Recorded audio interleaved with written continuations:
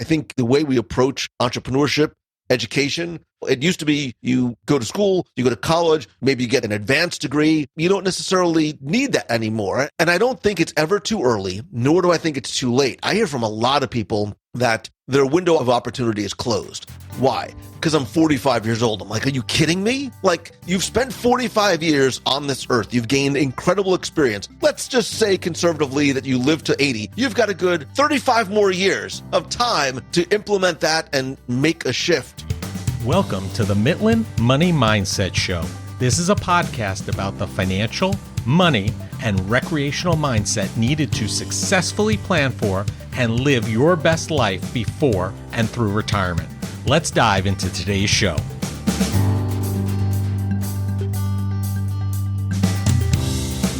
I'm Larry Sprung, your host for the Mitlin Money Mindset and founder and wealth advisor of Mitlin Financial. Today's guest is Lou Mongello, host of WDWRadio.com, an award-winning podcast about Disney parks, Marvel, and Star Wars.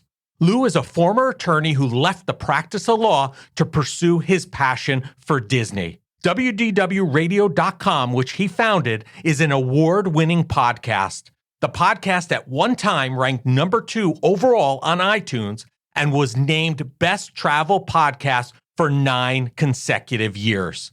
In addition, Lou is also the author of numerous books and audio tours of Walt Disney World, including his most recent book, The Disney Interviews, Volume 1. Lou is a speaker who also provides mentoring and consulting to both individuals and organizations looking to build their businesses and brands by sharing the magic of Disney. Lou is also a philanthropist and the founder of the Dream Team Project, which has raised more than $450,000 to send children with life-threatening illnesses to Walt Disney World. He attributes his tremendous success to the participation and generosity of the community he has built. Listen in for some great takeaways on how you can follow your passions and have an impact on the world around you.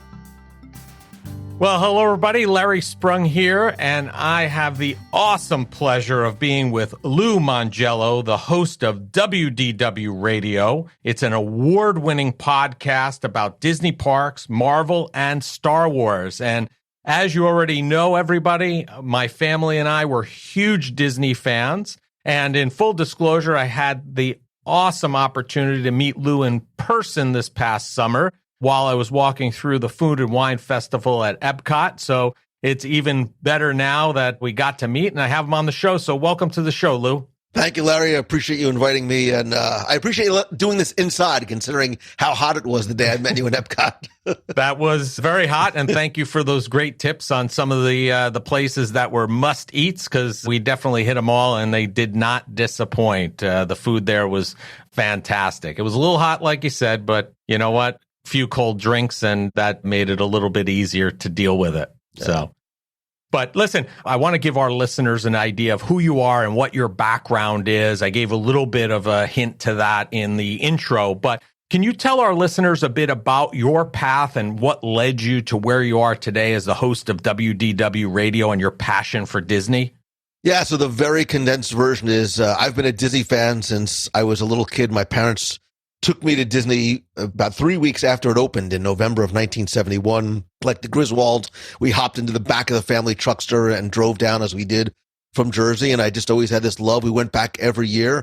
Fast forward to 2003. I am a lawyer in New Jersey. I have an IT consulting company on the side. So I'm very much in the service business. And I have this idea that I want to make something once and resell it. The idea of a book came to be, and I didn't find that I was qualified enough to write about the law or computers.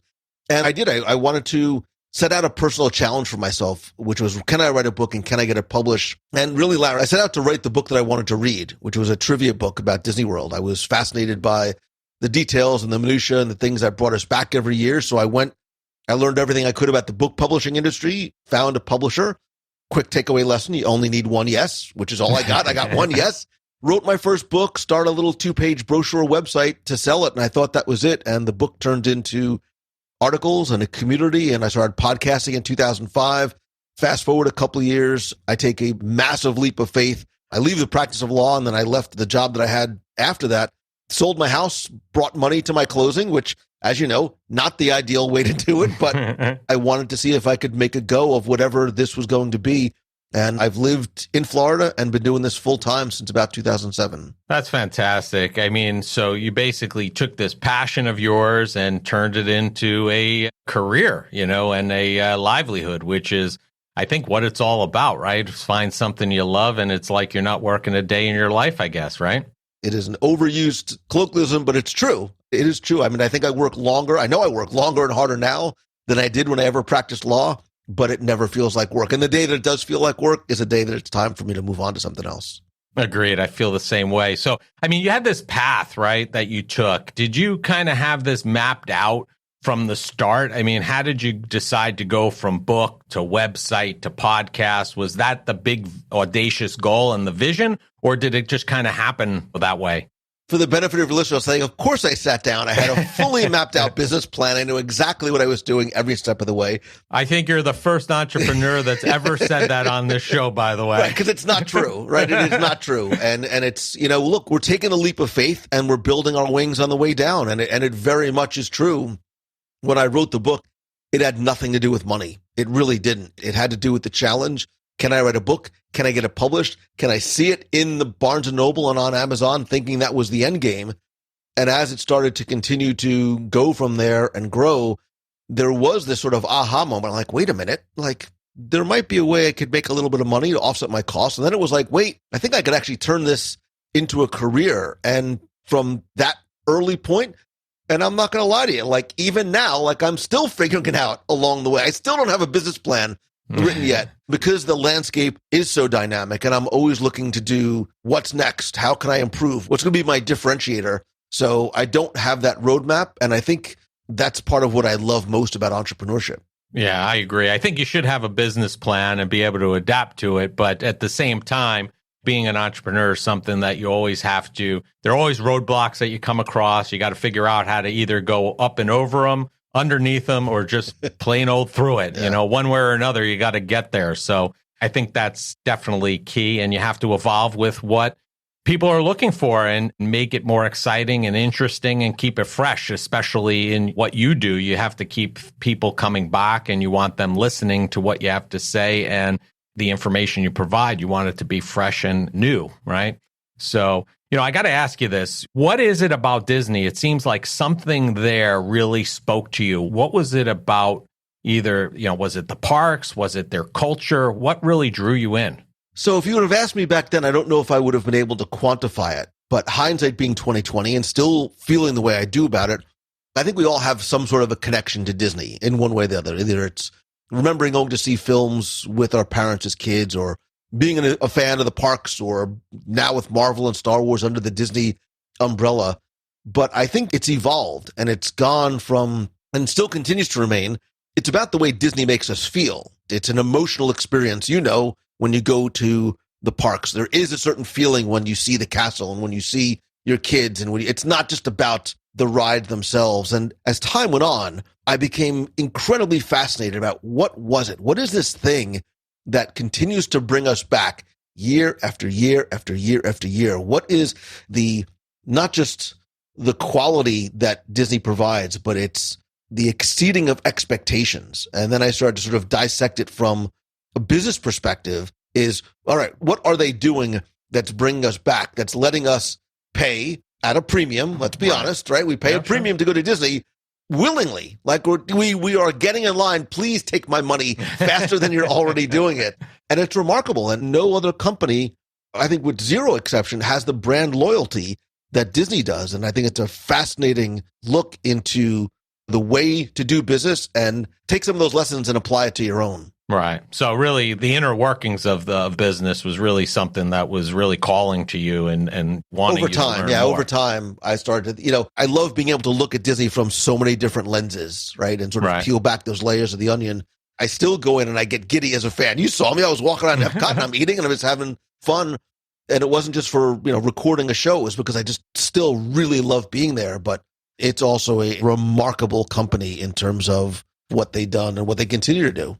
Yeah. I mean, listen, I remember when My wife and I went there before we had kids. And then we started thinking about and talking about, we'll bring our kids there eventually. And we waited till my oldest was a few years old before we brought him, because we were like, oh, you know what?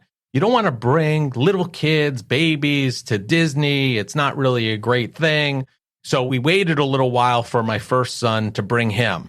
And we had such a good time, not only, like you said, that emotional aspect, remembering it when we were kids going, but now being able to experience it through his eyes and our child's eyes. And then when our second son came along, he was a few months old when we went to Disney, because we were like, you know what? He may not remember it, but we're going to remember how he experienced it. And that was like, we were sold. And my kids have probably been to Disney almost as many times as they are old at this point. And like you said, we keep going back. And I think that's one of the reasons we continue to go back. And we've experienced some of the other aspects like the cruises and the adventures by Disney just because of the service, and it's brought us in and we've had great experiences. So I think, like you've said, it's kind of the whole package, brings it all together and really kind of ropes you in and makes you excited to keep coming back and paying that premium. Yeah, and I think everybody has their own entry point too into what it is about Disney that they love and enjoy. Sure, absolutely. So you've had a very interesting, you're an attorney originally, had some experience in the IT field. You've had this very extensive journey to where you are today. What do you think is the most important thing this journey that you've been on thus far has taught you? It sounds ridiculous, and it's become, unfortunately, a bit of a marketing term, but the importance of passion, the importance of loving what you do. I always knew that I wanted to be a lawyer, not just because my dad was an attorney, but because I watched And Justice for All way too many times. I'm like, that's it. It's the theatrics of going to be in the courtroom, which is nothing like you see on TV. Right. But, I never woke up like incredibly excited to go to work. It was, what am I going to encounter today? I can't wait to get home and work on this other thing, right? I couldn't wait to get home and work on my computer stuff, and then couldn't wait to get home and work on my Disney stuff. And now, looking back, I think that life is way too short not to get up and freaking love what you do every single day. It's what keeps me up late at night. It's what gets me up in the morning, and I work literally 7 days a week. And that's not a complaint. Like, I love the fact that I'm able to do that. And I think sometimes people are, I don't want to say unwilling, afraid, are unaware that you can, and I think that you should find that thing that you love, because now we have the tools and opportunity to turn the thing that you love into the thing that you do. Yeah, I agree with that. I think that everything that you say really fits into what we talk about here on the Mitlin Money Mindset, which is, a lot about mindset and finding what you love.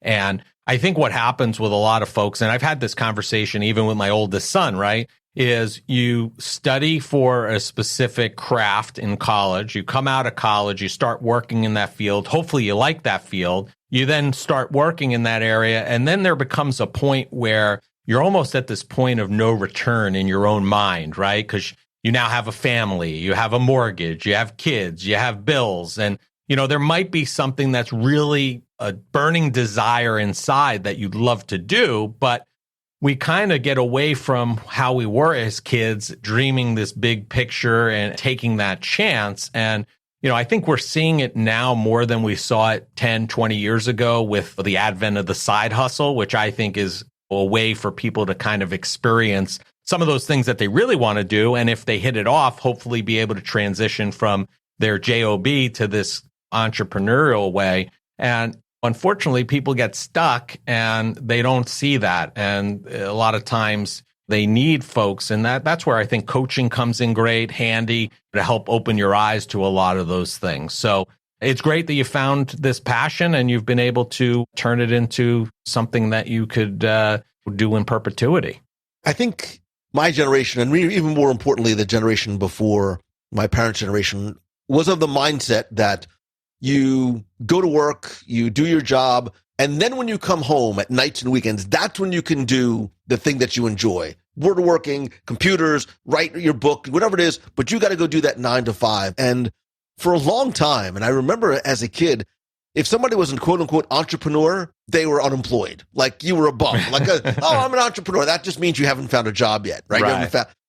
And now I think it's completely shifted. I think the way we approach entrepreneurship, education, it used to be you go to school, you go to college, maybe you get an advanced degree. You don't necessarily need that anymore. And I don't think it's ever too early, nor do I think it's too late. I hear from a lot of people that their window of opportunity is closed. Why? Because I'm 45 years old. I'm like, are you kidding me? Like, you've spent 45 years on this earth. You've gained incredible experience.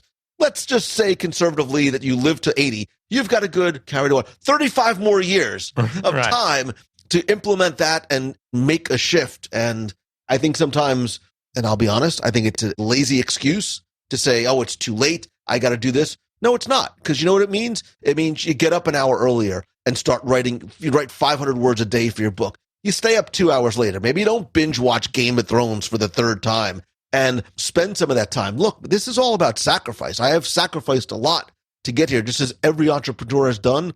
And I think sometimes, not to sound like the old man in the room, but I think sometimes the generation that's following us almost has a little bit more of an entitlement sensibility and don't necessarily realize there's a lot of work that goes in to that life that you see on a lot of people's Instagram. Yeah, no, I agree. I remember something, and as you're saying this, it's kind of resonating, and hopefully this comes out correctly. I remember somebody saying to me when I got into this business right out of college that I'm in, it was something along the lines of work harder than anybody ever will or ever think about for the next 5 to 10 years, and then you'll get to live the lifestyle that everybody wants and dreams of for the rest of your life. And that kind of stuck with me. My firm, we talk about our clients as friends, as family. And I think it's awesome that you refer to your audience as friends and not fans. And you talk about caring at scale. And I love that. Where did that concept come from for you? Why did you decide to not term them as fans, but friends? Where did that stem from? It was never anything that was a conscious, I need to write this down. I need to refer to people as friends, not fans. I will give credit where I think it's due. One, I think to Disney, because of the way that you're treated when you go there. Everybody's a VIP. You're welcomed in that way. And from the way my parents did business. You know, my dad was a lawyer. They always had entrepreneurial things on the side. But we as kids sometimes don't realize the lessons that I'm going to get choked up. We don't realize the lessons that we get taught, right, by our parents. Sure. And as we watch and we're sponges, I saw the way they treated people and the difference that it made. I know what it's like to be treated one way versus another. And that's all people want, right? They feel like we all want to belong, right? We all want to be part of something. And as somebody who, I'll tell you the honest answer, as somebody who grew up with not a lot of friends growing up in grammar school, high school, college, whatever. And when I started my bulletin board system back in 2003, remember this was pre-social media. Sure. And I saw people joining in. I was amazed at what was happening as the 29 people from the first night grew to 50, 100, 5, 10, 20, 50, 80,000. I'm like, wow, there's people out there. And every single one of those people is not a number. There's a human being. There's a soul on the other side that's giving you the most valuable commodity, which is their time. And I've never, to this day, and this goes against all marketing, I understand, I don't focus on the numbers. Like I never do. Right. If you ask me how many downloads I get, I couldn't tell you. I would need to go look it up. Why? Because I don't care. And when I say that, I mean, I don't care. Larry, I think we're in a time where everybody is concerned about the vanity metrics, right? How many likes Instagram. did I get? How many likes, how many followers, how many people do I have on my page? Agreed. How many downloads am I getting? I don't. I've always had the mindset that I focus on and I concentrate on the people who are already there. Because if you do that, and if you do treat those listeners, followers, whatever, as friends, and authentically treat them that way, and this was never the intent, but it's the result, you will build a legion of incredibly loyal enthusiasts who will go out and do your marketing for you. Because like Disney, who would never, in my opinion, might as well, you could throw away the entire marketing budget because they don't need to advertise on radio, TV, and newspaper. Why? Because the reason why we go is because our friends come back and tell us what a great time they have. That's exactly how I wanted my community to grow, and I still do. I'll tell you honestly, I have literally never spent a dime on advertising. I have never placed an ad. Right. Other than just sort of to test out how Facebook works, right? Because the people who I want to be part of the community are there for the right reasons. They're there because they like you, because their friend told them. And when you do that, not only are they loyal, but they are incredibly engaged.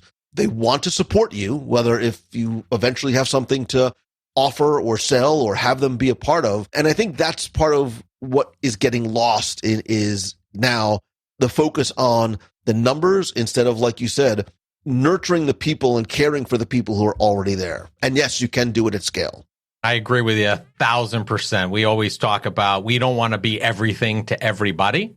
We want to be everything to a select group of people who we can align ourselves with and solve problems. And we don't focus on the metrics so much either, because our view is we want to solve problems and we want to be able to help people reach their financial goals. That's how we judge, the likes, the downloads, that'll all happen regardless. But at the end of the day, we want to, what makes us go is watching us help a client send their child or grandchild to college and know that it's funded, or retire and feel comfortable that they have enough money. Those are the things that we want to experience. And one of the things that I also love about you is paying it forward is something that I'm very passionate about. I'm very charitably inclined. We've aligned ourselves with the American Foundation for Suicide Prevention because of the loss of my brother-in-law, and my wife and I have raised about $1.5 million for that organization. But I also know that you're very passionate about charity as well, and you've set up the Dream Team Project. Can you tell our listeners a little bit about what that's about? Yeah, so when I was writing my first book in 2003, my dad was diagnosed with cancer, and I drove with him every day from New Jersey into Memorial Sloan Kettering in New York. At the time, I was just starting to write my book, and every day we would pass by the pediatric cancer ward. My heart went out to these kids who I knew were in there, and I said, I want to do something for them. I want to somehow help them. And I knew right off the bat I was going to take a portion of the proceeds from the sale of my book. And I said, look, donating it to cancer research is incredibly wonderful and absolutely necessary. I said, but these kids will never see the benefit of that. So I said, I want to do something where they can get some of this magic of Disney that we're talking about now. And that's why I wanted to immediately work with wish granting organizations right off the bat. I started off with a small local one first, and then started working with Make-A-Wish. And since that time, we've raised more than $450,000. And I say we because it is not just me. This is perfect because you want to talk about the power of real community. They are the ones who, through charity auctions, through fundraising, through their own donations, through a running team that we formed, they are the ones who went out and raised that money and are literally making a real difference in the lives of kids and families that I think need it most. So basically what you do is utilize this money, send children who've experienced some kind of medical event to Disney in order to experience the magic there and make their situation just a little bit brighter and a little bit better. Is that a fair assessment? Yeah, it's kids with life-threatening illnesses. So everything goes directly to Make-A-Wish, and they find and they fund the kid. And a lot of times what we'll do, so for example, we have a running team. We have 650, 670 runners literally from around the world that'll not only do races on their own, but come down to Walt Disney World for Marathon Weekend. And we get to meet the child and one of the children and the families, which Amazing. Is incredible to watch, both for the family, so they see how that trip came to be, and for the people on the team, they have this very real connection to the money that they raised, this and who is what it was for. Yeah, I think that's great. They're not just sending money in and being like, hey, I'm making a donation and that's it. They actually see the tangible result, which is fantastic. I just want to clarify something because you kind of brought up a great point, and I want to correct something that I said earlier, and that is the money that my wife and I have raised, $1.5 million that I mentioned earlier. It's not just us. We have a huge community like yourself. We ran a golf outing for a long period of time, which had a lot of supporters. We raised around $100,000, $150,000 a year from that. And then we transitioned and we work with a lot of authors, not authors like you, romance authors, that through their generosity donate a portion of their proceeds from book sales every May. And they've helped us reach that goal. So my wife and I certainly have contributed, but without that community, like your community, we wouldn't have even been able to make a fraction of the impact. So we thank them every day for everything that they do for our cause as well. And thank you for correcting me on that, or at least opening my eyes, because I should correct that. No, you're right. That's the power and the importance of community. Community is not a buzzword. Community is not your marketing funnel. Community is real people that do things that make a real difference. 100%. And if we all work together, we could do that much more. It's like an exponential impact for sure. And listen, I know from my experience and my family's experience that there's so much awesomeness around Disney out there. What has been your top experience around the Disney name? So here's the lawyer in me coming out. So I can answer that question 100 different ways, right? It was top experience. Is it a memory that I shared with my family, watching my child for the first time with ice cream all over her face, watch a parade go by? Or is it just sort of me as a Disney enthusiast, a personal experience that I've had as a result of doing this? Either one. If you had to pick the top one for you, what would it be? I'm going to put you back on the spot in a lawyerly fashion here. Look, Disney, this path that I am on and we are on as a family has afforded me incredible opportunities in both regards, right? As a fan, getting to experience things and meet people that I never would have otherwise, but also some of the things that we've been able to do together, places that we've been able to go. I do group cruises with the community every year. So we've been able to vacation and to amazing places and do amazing things. And much like I think the reason why my parents took me as a kid, I now as a parent, the memories that I have at and through and with Disney with my kids are some of the most profound. And I hope that that carries over to them as well. That's great. So if you had to pick on both, it sounds like if you had to pick between the two, the family experiences far outweigh the business version of the Disney experiences. Without a doubt. That's awesome. That's awesome. Now, your WDW radio, you've had over 600 episodes, 15 years. What episode, or is there an episode that really stands out, one that you'll never forget? You know, they're all like your children, right? You remember every episode. Yeah, I mean, of course there are some. And I think it goes, as a Disney enthusiast that I am, having the incredible good fortune to meet some of the people whose work I have admired for years, whether it is a Richard Sherman from the Sherman Brothers, who wrote so much music from the movies and Mary Poppins and the parks, to Kevin Feige, the president of Marvel Studios, who I've gotten to know very well and is a listener to the show, which is mind-blowing to me.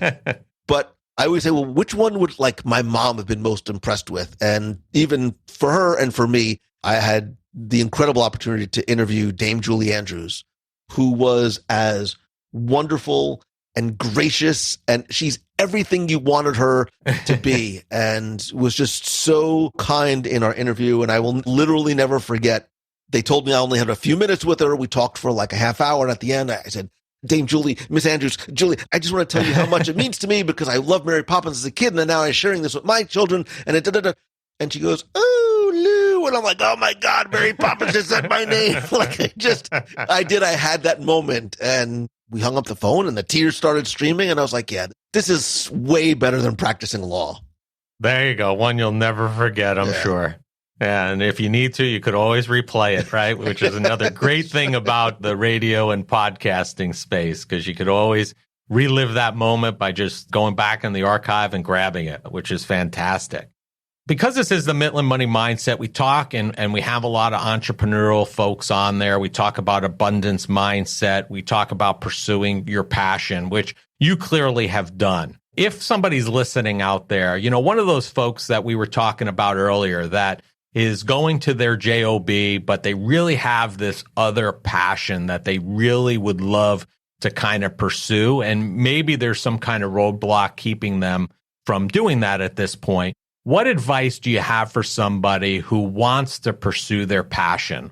What should they do? It's so difficult because everybody's journey is difficult. Everybody's roadblock is difficult. And it's easy for somebody, me or a speaker, to get up and say, stop making excuses. You know, I get it. You know, that there's a reality to what life brings. Well, hey, I've got my mortgage. I'm a single parent. I've got 3 kids. I can't physically do all these different things. I think just starting, and I know as ridiculous as that sounds, is really what you need to do. You don't need to have all the answers before you get started. If there's this thing that you want to do, you've got to sort of ask yourself, you know, what is my why? Why do I want to do this? Because if your why isn't pure and authentic and the passion's not there, you're never going to accomplish it. Then you start asking the who, what, when, where, right? How do I go about actually executing on this? You don't have to eat the whole elephant. You don't. You need to take those first baby steps, and consistency is key. every single day. You've got to take forward and make forward progress.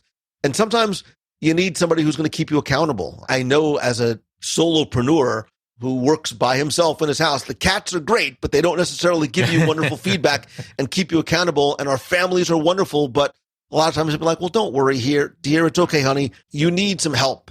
And so trying to find an accountability partner who's going to go, hey, did you write your 500 words today? Did you lay out your business plan? Did you start doing X? Because if you don't, you know what happens. I'll do it next week, becomes next month, becomes next year. And look, the reason why I'm here, this is one word, it's regret. And it was fear of regret, right? It was this fear of time going by and me looking back going, I wonder what would have happened if. What if are the two most powerful words in the dictionary, man? Because instead of saying, what if I fail? What if it doesn't work? What if people don't like it? You have to say, what if I can make this work? What if I could make this happen? And there is no time other than right now to get started. Yeah, I think that's great advice. And two things that I take away and I would like to share are, one is, if you listen to what Lou said, he did not say go out and quit your current job and go full force. It's take little steps and start working and progressing to that desire and that passion that you have. And then to your point about trying and just getting started, I was big into athletics. I still am when I was a kid. And I had an athletic director in high school that I still remember to this day. And he used to say all the time, whatever you do in life, whether it's here on the field or on the ice playing hockey or in the classroom or in life, when you're an adult, don't ever be a member of the shoulda, woulda club. He said it's the worst club to be in and you never want to be a part of it. And that resonates in my mind every time when I think of a new idea or something, like you said, that I don't want to be, what would have happened if I did this? Well, let's figure out a game plan and let's try to execute it in a smart way. And if it works, great. If not, at least I'm not in the shoulda, woulda club, right? And I think that's good advice. And I think what's important too is, and it goes back to the eating of the whole elephant, sometimes the end result is not sort of the barometer of success. I believe, and I teach all the time, the importance of celebrating little wins, like little wins every day. Like you don't scale the mountain by like jumping to the top. It's every single step. And I think it's very, very important that people celebrate the fact, hey, I wrote 500 words this week. I did this one thing. I registered this domain name, however small they might be, because there is this momentum mindset that starts to happen as a result of it. Are you a fan or a follower of Dan Sullivan at all? Strategic coach? I'm not. Oh, okay. I regret to admit I'm not sure I know who Dan is. That's okay. I am. And one of the things that he talks about is strategic byproducts. And a lot of times we set out to go in one particular direction and we start working in that direction. And many times a better idea or something even more interesting pops out of it. Just because we're working in that original direction doesn't mean we have to end up at that same end result. We may end up somewhere else that's even better, more fruitful, and even more interesting than where we began. But you never know until you start. So the whole idea is, like you said, there might be other things along the way that come up as you're starting to make that progress. And today's the best day to get started, as they say, right? Just start working towards it. So, hey, I wanted to ask you this, and I've been hearing rumors around, and I don't know if this is just merely a rumor or not, but I've heard some rumblings that Disney is looking to shift their modeling from guest satisfaction to money or revenue per guest.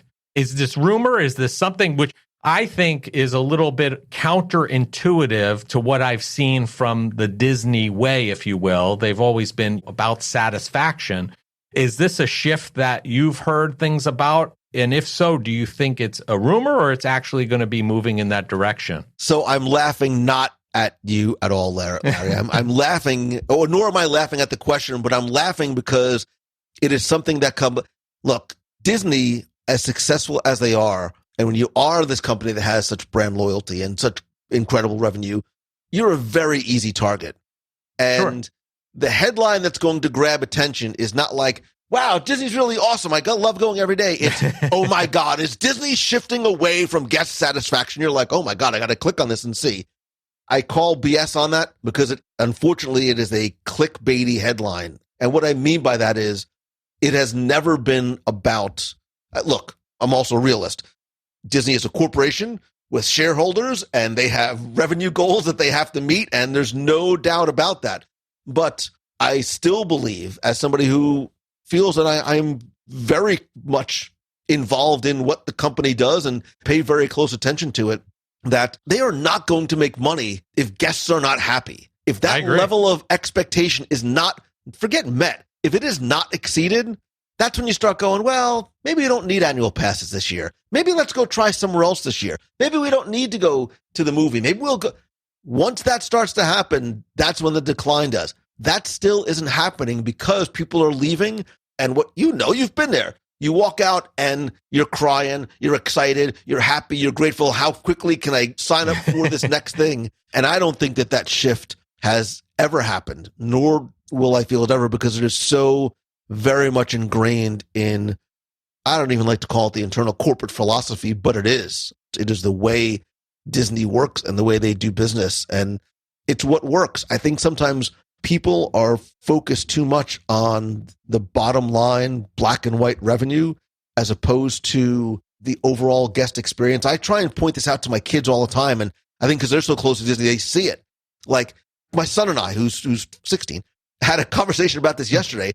A company making such short-sighted decisions and not thinking about the long-term revenue, but the long-term value of that customer, that evangelist that they lose at that expense for trying to make the quick buck. And Disney has never been, nor will I think ever be, a company like that.